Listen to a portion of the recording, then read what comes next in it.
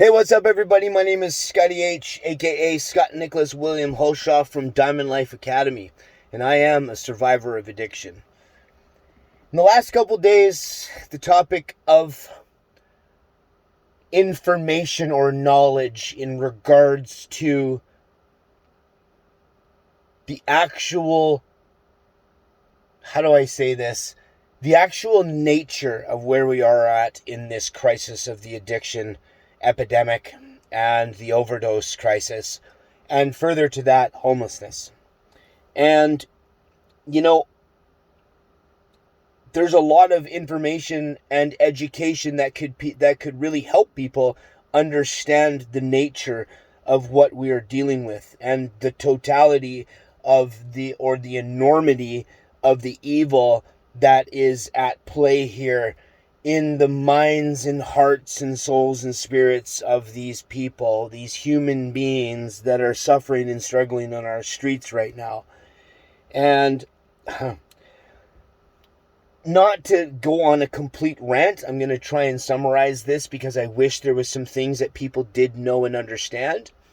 But I want to let you know a little story. So my roommate and I were talking this morning, and he's telling me about his recent relapse a couple years ago, and he was talking about while he was dying and while he was overdosing on the couch of a so-called friend's house, the people that he was with were literally robbing him of all of his possessions. I read in the newspaper the other day this 87-year-old great-grandmother was in her little motorized chair and was recovering in hospital after thwarting off a potential purse snatcher. And when you look at the degradation of the human condition that is happening on our streets, it is nothing short of animalistic and rodent behavior, which is scary. I've been clean and sober now for about 5.5 years. My relapse that led me to this part of my journey lasted about 2 years. Prior to that, I was relatively clean and sober for approximately 5 years, and then before that was heavily involved in addiction on the streets, in and out of jail, and it was nothing like it is now. And it is scary to see what the human being is being reduced to. And if we understand that there is a force that is basically taking over. Like, don't get me wrong here, guys. Like, I'm not trying to make any excuses, okay? This is a very tough thing for me to talk about and really explain, is that, one of the things that I often talk about, the greatest gifts and blessings that I have today as part of my recovery and part of my rehabilitation is the freedom. And the freedom not just like to move about and do things, but the freedom to make choices and the freedoms to do things and to make decisions and choose to act in a certain way that otherwise I wouldn't have or wasn't capable of doing. The thought patterns, the thought processes, and the behaviors and actions and things that I involved myself in and the things that I would engage in when I was under the influence of were very much almost involuntary. Once I took a substance into my body, I was no longer in control. And I would go to any extent to make sure that I was able to acquire the drugs and alcohol that I needed in order to keep going.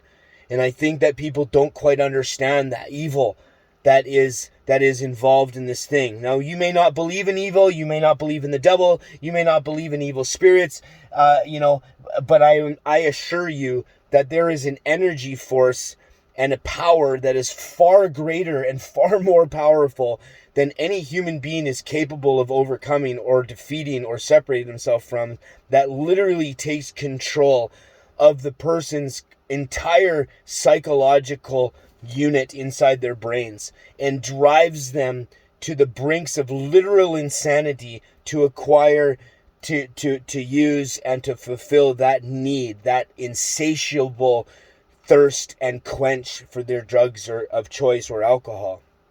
It was interesting. In 2018, I believe,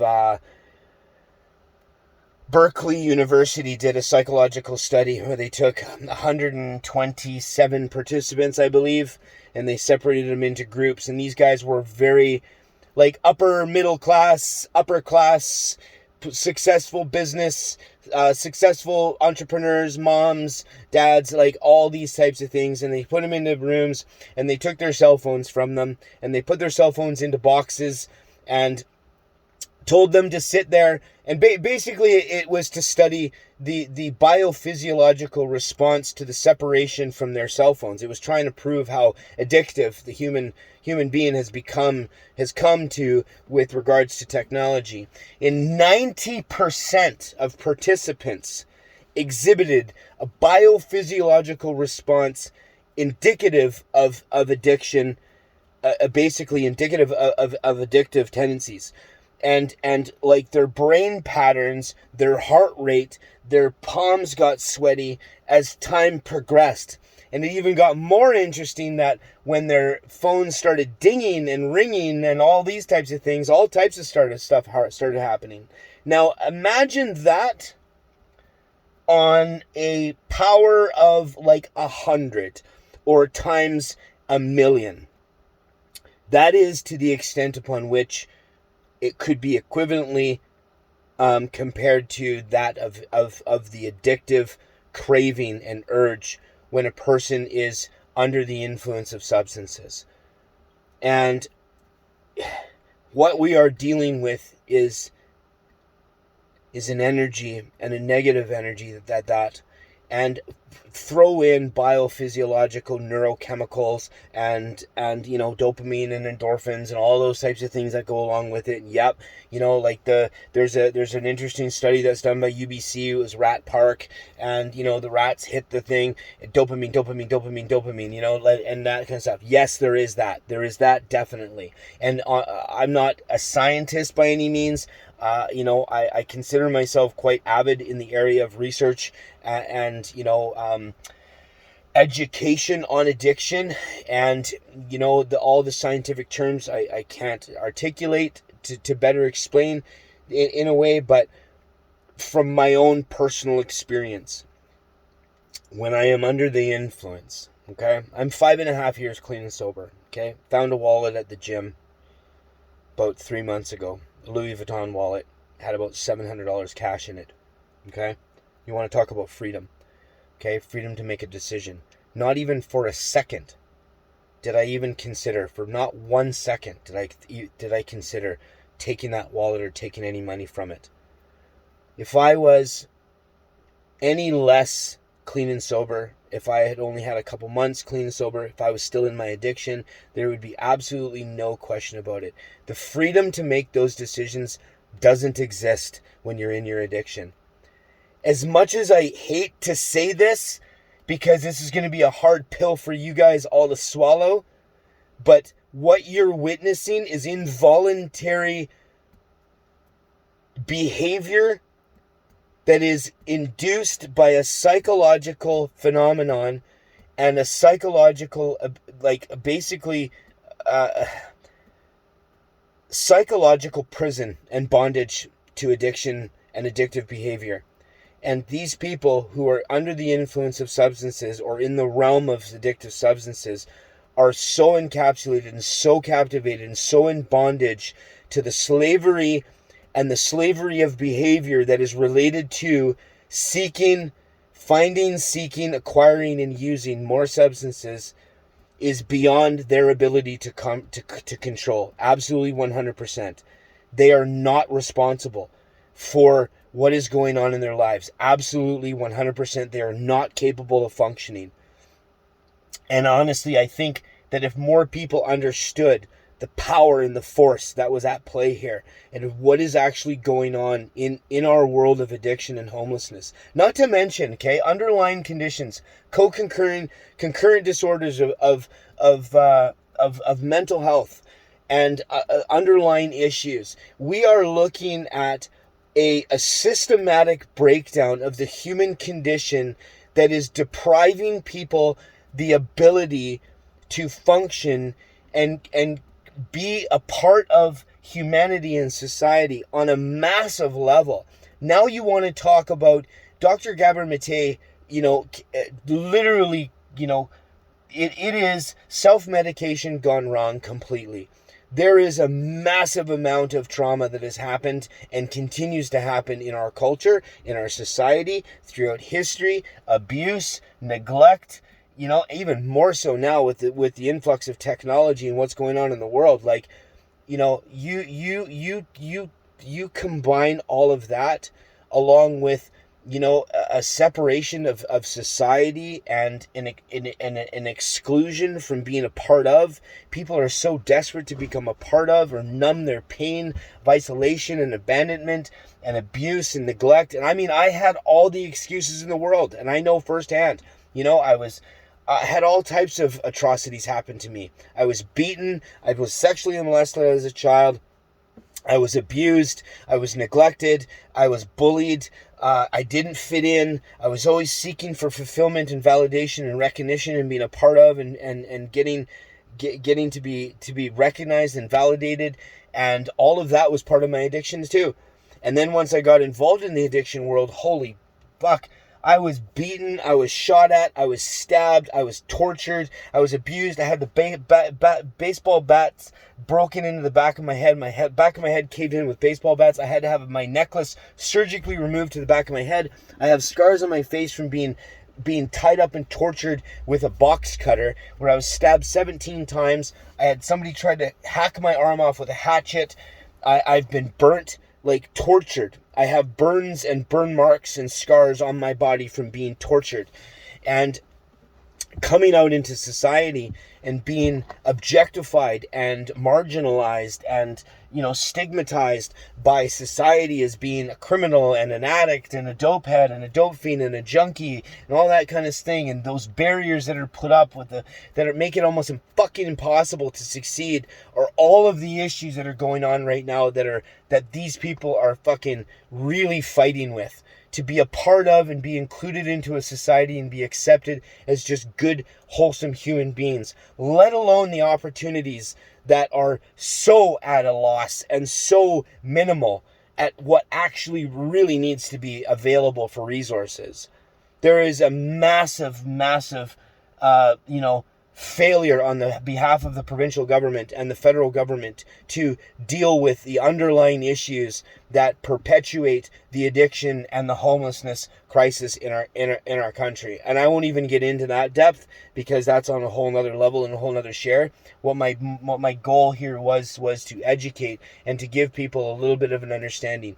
I need you to ask yourself, what do you think is capable of causing a human being, okay? What is it? What kind of power and force is capable of causing a human being to steal, rob, take advantage of another person, another human being? I stole something, like I remember stealing money from my grandmother. I went to visit her during a visit when I was in my addiction, and she went to the bathroom, and I went in her purse and I stole money from her. What causes a person to do that? What causes these people, these human beings, to to go to great lengths to acquire a minimal amount of fucking money? They'll break your window. They'll break your window in your car, smash a window in your car, and steal $3-4 worth of change out of your change drawer, because that just might get them a little tiny fix to get them unsick, or take that, just this, the feeling of just like somebody is ripping your insides out. Just a relief, just a sense of relief from that fucking unbearable pain and suffering that's going on inside of you. That is what it's like. You have to ask yourself, as a person out there in society who doesn't understand, what do you think is capable of forcing another human being to do things completely against their normal nature and will. You're talking about people here who have gone up. You're talking about mothers, fathers, children, husbands, wives, people with families and loved ones and cared about them, who are bouncing, laughing, bubbling, joyful. You hear stories all the time. People overdose, and you hear stories about them being told of the type of person they were. What kind of entity and power is capable of completely altering a person's human condition and state? There is a fucking evil force that is at play here. That is, and I don't want to call it anything. I believe in God. I absolutely believe in God. I also believe that there is a devil. I have seen some of the evils and atrocities that exist in this world. There is an evil force that is at play. These drugs right now are so chemically altered and engineered. We are witnessing a genocide of a population of people, okay? And this is happening at a high level.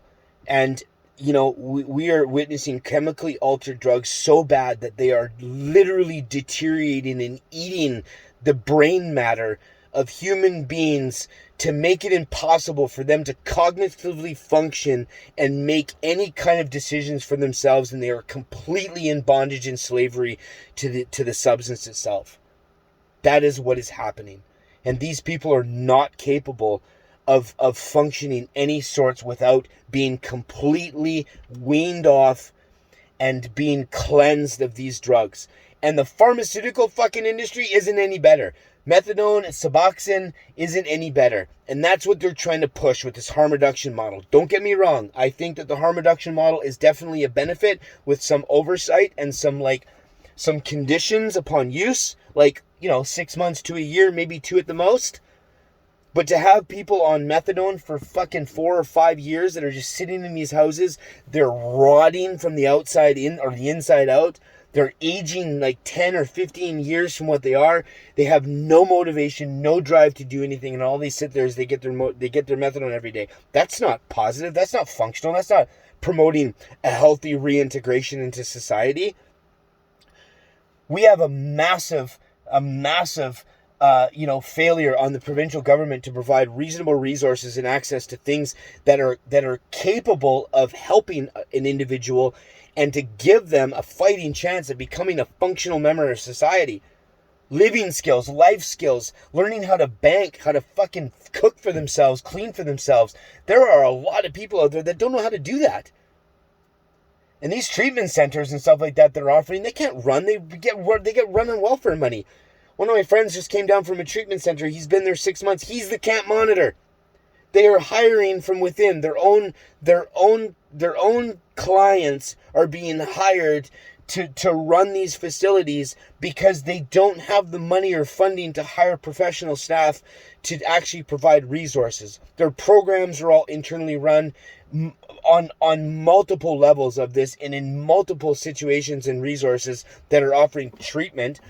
That this is what's going on. Recovery houses and sober living houses are all either getting forced to go low barrier 420, which isn't a positive, healthy environment for anybody to recover into, and none of them are capable of providing a healthy environment with positive pro-social staff, qualified, skilled, counselors and resources, food. For instance, they're all donations food, which are half are rotten because they're coming from all the pull-offs next to being expired at Save On Foods and stuff like that. And they're just taking money. Rent is atrocious. You pay $3,500 for a place for a rent for a 5-bedroom house. You have 5 people that pay $1,000 a month. That's $5,000. How do you think a place can run on $5,000 a month? When rent is $3,500, bills are probably easy $1,000. How are you going to pay staff to it's just, there's a whole systematic failure from the top down that is contributing to this epidemic of epic proportions. We have had almost 30,000 people die in 10 years from opioid crisis. Almost 12,000 in BC alone. That is a crisis. We have millions and millions of people. I think the last numbers were an estimated 3.3 million people in Canada qualify as chemically dependent or identify as addiction or substance misuse categorization. We have 60,000 people in BC alone that qualify for that. And we have about 2,500 beds available, approximately. I think somewhere around there, $2,500 or $3,500. So I have to check the numbers again, but you get my point. I might not be bang on with the numbers, but I've done my research. I know that they are significantly lower in available resources in contrast to the demand of services that need to be provided.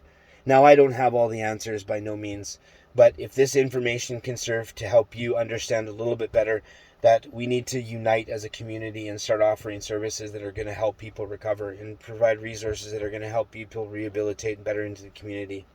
My name is Scotty H, aka Scott Nicholas William Hoshoff, Diamond Life Academy. Thank you.